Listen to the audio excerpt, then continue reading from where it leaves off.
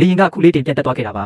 ဒါပေမဲ့ကောင်လေးကသူ့ဖခင်ကိုမကြခင်မှာလေရင်တက်ကြတော့မယ်လို့ပြောလိုက်ပါတယ်အဲ့ဒါကိုကြားလိုက်ရတဲ့ခီးတဲ့တွေအားလုံးကတော်တော်လေးဒေါသထွက်သွားကြတာပေါ့အားလုံးကသူ့ကိုချိန်စာတိုက်နေတယ်လို့ထင်ခဲ့ကြပေမဲ့နောက်တစ်စက္ကန့်မှာပဲလေရင်ကြီးကပြင်းပြင်းထန်ထန်တုန်ခါလာပါတော့တယ်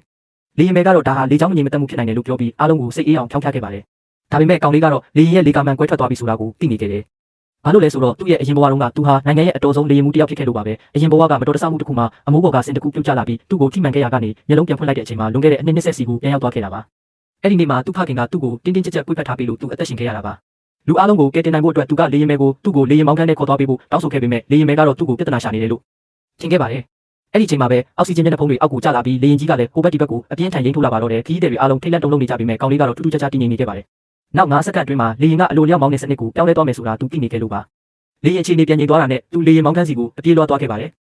လေရင်မဲကတကားဖွင့်ပေးဖို့ညှင်းဆန်နေတာကိုတွေ့တော့သူကိုယ်တိုင်ရေးပေါ်ကုန်းနံပါတ်ကိုလိုက်ထည့်ပြီးဝင်လိုက်ပါတယ်တကားဖွင့်သွားတဲ့အချိန်မှာတော့မြင်ကွင်းကြောင့်အားလုံးတုန်လှုပ်သွားကြပါတယ်လေရင်မှုကြီးဟာတရင်ပေါက်ကနေအပြင်ကိုလွှတ်ထွက်သွားခဲ့ပါပြီကောင်လေးရဲ့ဖခင်ကကူညီဖို့ကြိုးစားခဲ့ပေမဲ့လေဆုပ်အားကအယမ်းပြင်းထန်နေခဲ့ပါတယ်ရှေ့ကနှင်းဖုံးနေတဲ့တောင်တန်းကြီးတွေကိုကြည့်ပြီးဒုတိယလေရင်မှုကလေရင်ကိုချက်ချင်းအမြင့်ပြန်တက်ရမယ်လို့အော်ဟစ်နေခဲ့ပါတယ်အဲ့ဒီအရေးကြီးတဲ့အချိန်မှာကောင်လေးကရှေ့ကိုအမြန်တိုးသွားပြီးလေရင်ကိုထိန်းချုပ်မောင်းနေမှာတော့တယ်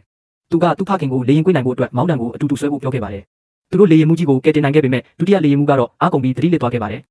အားလုံးကမျှော်လင့်ချက်မဲ့ပြီးစိတ်ပြတ်နေကြပါပြီဖခင်တခင်ကသူ့ကိုဒီနေ့စီပြန်ပို့ပေးလိုက်တာဟာလေရင်ပေါ်ကခရီးတဲ့300ကျော်ကိုကယ်တင်ဖို့အတွက်ပဲဖြစ်ပါလိမ့်မယ်